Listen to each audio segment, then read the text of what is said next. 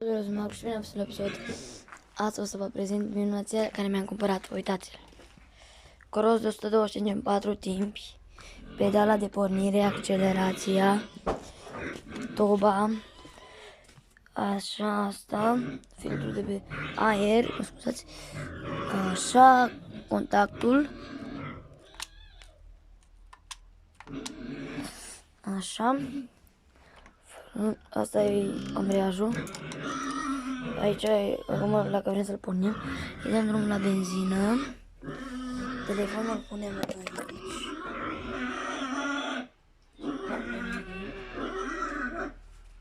Numai că puțin o să, poate că nu o să pornească din prima, că eu nu prea vă...